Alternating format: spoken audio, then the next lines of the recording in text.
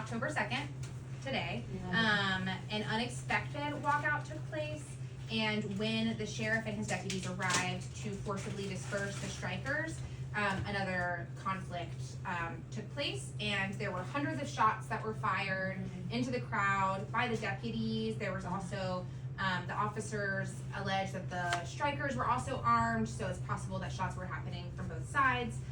6 workers were ultimately killed, and a couple dozen were wounded, and most of the individuals who were wounded, it is reported by eyewitnesses that they were shot from behind as they fled tear gas that was exploded by the officers. Oscar got shot, the sheriff. Mm-hmm. We did. Yeah, when I was little, I guess he taught, or my mom said, your granddaddy has a bullet in his arm. I don't know, nothing like that. Every time he came over, can I feel a bullet? Aww. But man, I mean, this is hard stuff. It is hard. I mean, Yeah. our whole history is like us being pit against each other, Yeah. right? Like, that's the big thread, the problem that we've got to pull at and figure out how do we stop getting pit against each other. So the family was going, it was really bad anyway. And my mom told, at that explosion, my grandmother literally walked out on the porch and wept and begged, please, my child is sick, please. Yeah, it was. And she died, I think, right after the strike.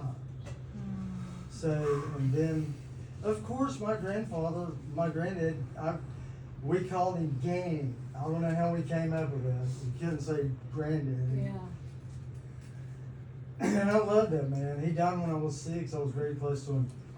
But he went on trial for murder. I mean, Yeah, I remember. he was in Raleigh. That was a on big trial. thing. They went on trial. And I can't remember the lawyer, but the lawyer that later became governor. Huey? Dewey. I can't remember. But anyway, That's just a little piece of local lore that may not be in any Yeah, newspapers or. I knew there was a bomb on somebody's porch. I had no idea yeah, what it was. Mm-hmm. I think it humanizes him a little bit. It was Yeah. a lot, yeah. Because if anybody would react that way. Sure, yeah. but y'all, he lived in East Marion. Mm-hmm. Yeah. He lived right up the mill. Yeah. My mother was raised there. And yeah, it's pretty. And the division that, And before he became sheriff, he had that little country store, and he Mhm. loved the people there. They were very close. That's sad. I think that's how he became sheriff. He was so personable. Yeah.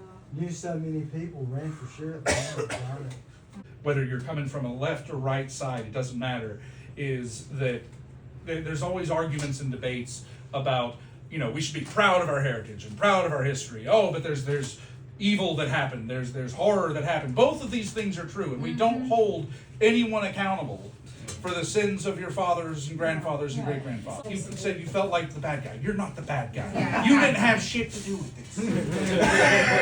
Like who the good guy is, who the bad guy is, and as a result, like what they do is, one, they create a lot of fear of like, oh well, if we talk about this, like it's gonna create this division again. They also create a lot of fear of like people were exiled, they had nowhere to go, they had no work. If that happens again, what are we gonna do? And then as a result of that, one, we forget that the only reason we have sewer lines is because we organized for it and we fought for it. And the only reason that my 5-year-old is not working in a mill right now is because we fought for it and we organized for it. And they don't want us to know that's how we got these things, because then we might try and get more. And so that's like, I think the biggest takeaway, like the fact that I, in my late 20s, had to teach myself my history for my people to know this, and that there was no other like way that it was being passed down because our oral traditions aren't, you know, available anymore, etc. Like I think that is really the thing here, and talking to each other, sharing our stories, saying the hard things, having the taboo conversations, and saying the things like, I feel like the bad guy, or like I feel a lot of shame because of, you know, my family's role in this. I think just little things like that can really open the door to a lot of radical, like transformative conversations that need to be happening right now. Healing. Healing, yes.